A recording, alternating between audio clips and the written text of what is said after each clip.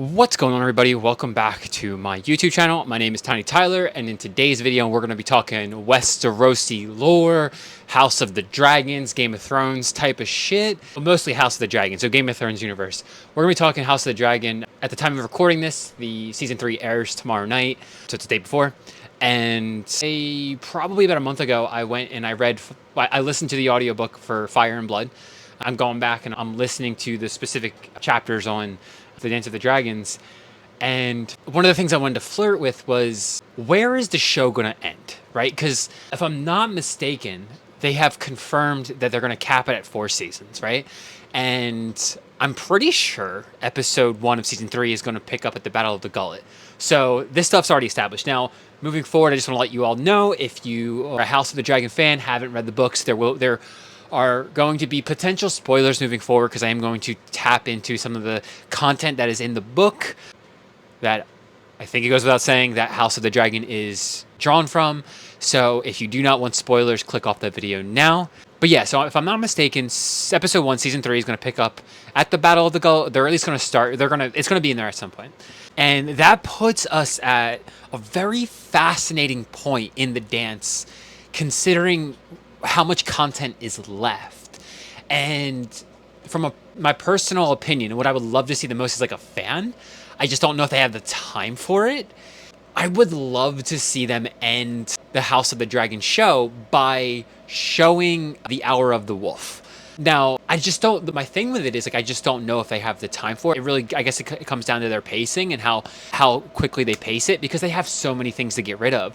When I look at everything they still have to get into, all of the parts of the storyline they still have to discuss, and then even the storylines that the show kind of created on their own, like Rhaena being the dragon rider, or I'm assuming it's going to be Rhaena's going to be the dragon rider for Sheepstealer, because in the book if I'm not mistaken, she is a bastard child from somewhere named Nettles, and she kind of disappears towards the back end of the dance, and she's not even a character in the show. So they still have to kind of get through that. And if I think one of the trailers shows her at the Battle of the Gullet, which she's not even anywhere close to that in the book. So there's these plots and these storylines that the show created that they have to get through. So factoring in the key points that they haven't even gotten to yet in the dance, what I really want to see as a fan is like 2 to 3 episodes at the back end of season 4 where they show the Hour of the Wolf, where they show Krieg and Stark kind of taking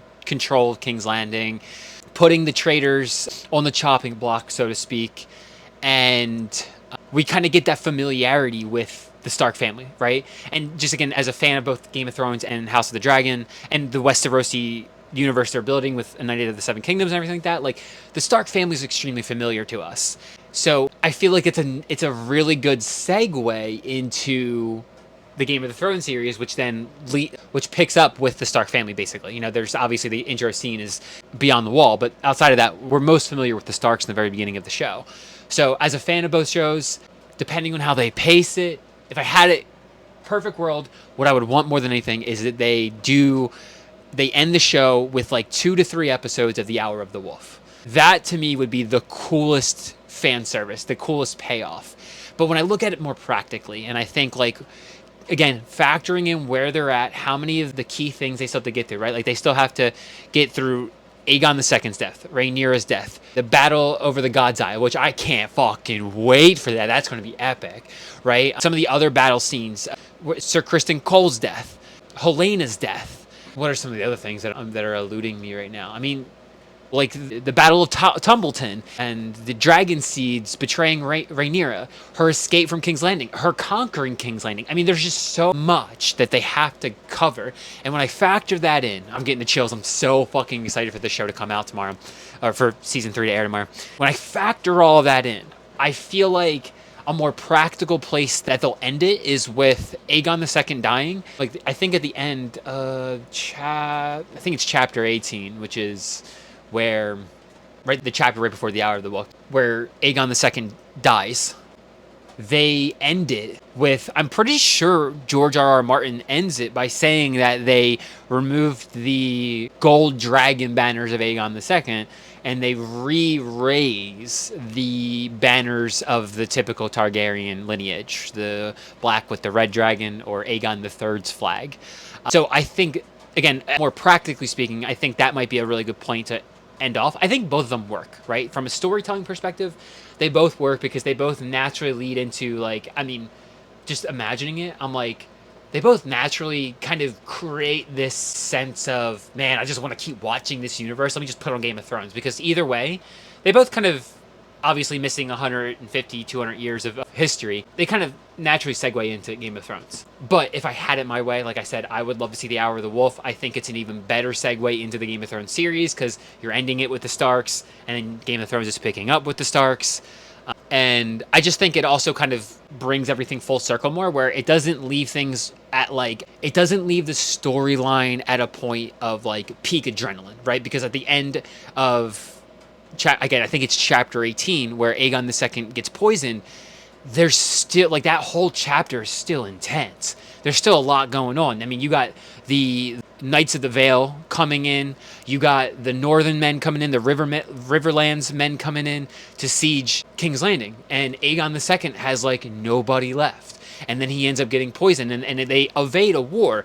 But it's like tensions are fucking peak, and then he dies. So tension is still really high at that point. And I feel like it would be a cool way to diffuse tension at the end. You know, 2 to 3 episodes would be ideal for me, but maybe like 1 or 2, maybe like 1 episode would probably be better of The Hour of the Wolf, where it diffuses tension enough where it's not as intense to end the show. It doesn't leave it on as much of a cliffhanger. Just kind of spitballing my own ideas out there. So if the writers of House of the Dragon want my opinion, which they probably will never, that's what I think you guys should do. So that's just my thoughts.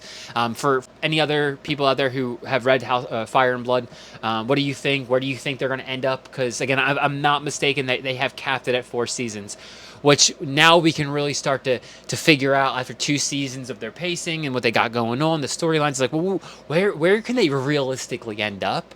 Well, because again, they still have the Battle of Tumbleton. They still have the battle over the God's Eye. They have the battle of the Gullet. You know what I mean? Rhaenyra still has to die. Viserys and Aegon still have to get attacked. Rhaenyra's children. They still have to introduce what's his name? Daenerys, right? I think it's his name. The third son of Alicent and Viserys, the first. You know, Helena still has to die. There's just so many pivotal points in the Dance of the Dragons that still have to happen in 2 seasons. And yeah, so anyway, those are my thoughts. I'd love to hear for any other people who have read the books and have some ideas what you think down below, where they can end up. And maybe if you listen to all the use your words, Tyler. If you watched all the way through this video and maybe you just have some other ideas without reading, I'd love to hear. That's it. That's all. If you enjoyed the video, like, comment, subscribe, all the YouTube algorithm stuff, and I'll see you in the next one. Peace out.